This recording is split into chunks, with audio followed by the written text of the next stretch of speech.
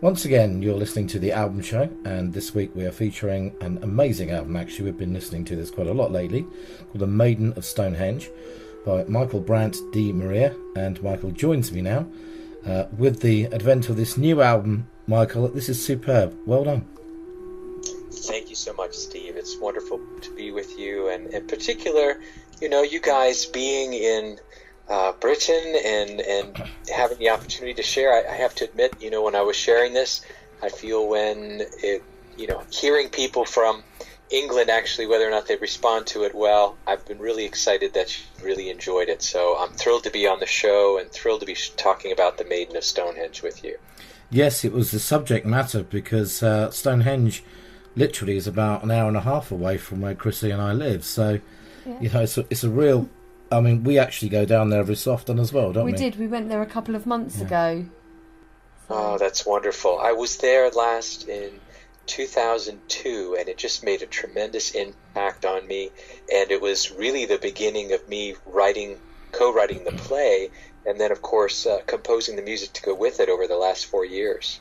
Yeah, I mean, from what I read, there, didn't the whole thing start about 1997 with your time in the cave? On the mountain. That's exactly right. It actually goes back to 1997 when I was in the San Miguel Mountains, which is right outside Telluride, Colorado, camping at about 11,000 feet, and where I actually had a very powerful, quite mystical experience in a cave up there, and that connected 5 years later to when I was at Stonehenge. So it's been... Goodness, that makes it about a 15-year journey to actually have this album finalized and out. So I'm very excited that it's out in the world now. And it really does tell a tale, doesn't it? Tell us about the album. Give us an overview, or the listeners an overview about the album in general. By all means, Steve. So this is the soundtrack to a play that I co-wrote that was produced earlier this year by the same name, The Maiden of Stone Henge. This is the second play that was produced with my co-writer Stephen C. Lott here in Pensacola, Florida. So it tells the story of a young orphan girl, basically who is coming of age in ancient Britain. And basically what happens is it portrays the story of this young girl who has been orphaned and basically has been mistreated by these villagers. And this basically is imagined to take time during the period of time of the original people who built Stonehenge. So we're talking about the Neolithic people of ancient Britain. And basically, the protagonist, Tegan, learns throughout many different misadventures and journeying across a mythic land full of wild and wondrous creatures that she has a gift. And this gift is a healing gift of her voice. And she learns that her voice is connected to the healing powers of nature, and in particular water. And she realizes that she has the ability to heal with her voice.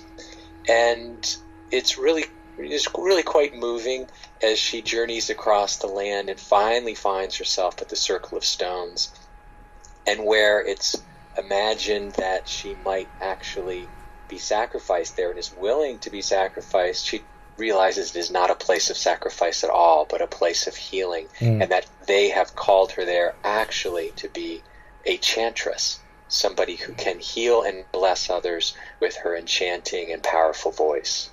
And that's quite amazing, because recently they have just discovered many bones beneath Stonehenge to almost prove what you've just said there, that it was a place of, in fact, healing.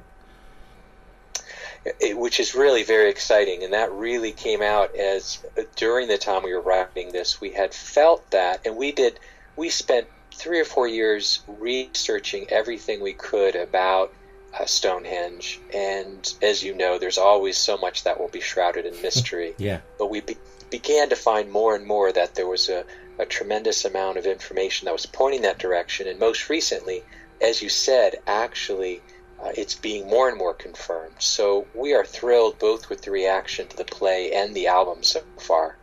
So tell us about the first track, Lost Village.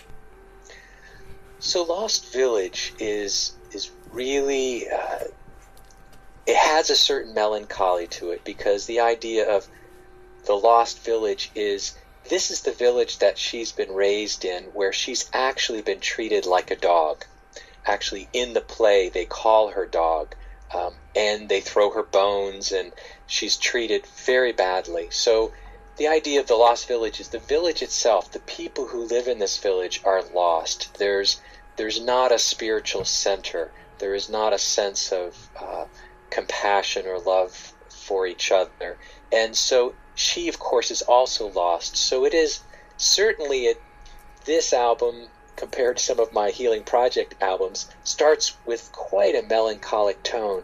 And however, I really tried to express through the low D whistle in particular on this one, that there is a bittersweetness, that even when she's completely lost, she has kind of such a warm and golden heart, that a place where she feels at peace inside.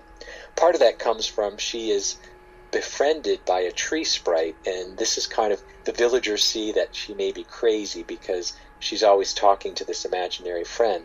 But of course, to her, this friend, the tree sprite, is all too real, and is part of what helps keep her hopeful and positive and having a pure heart.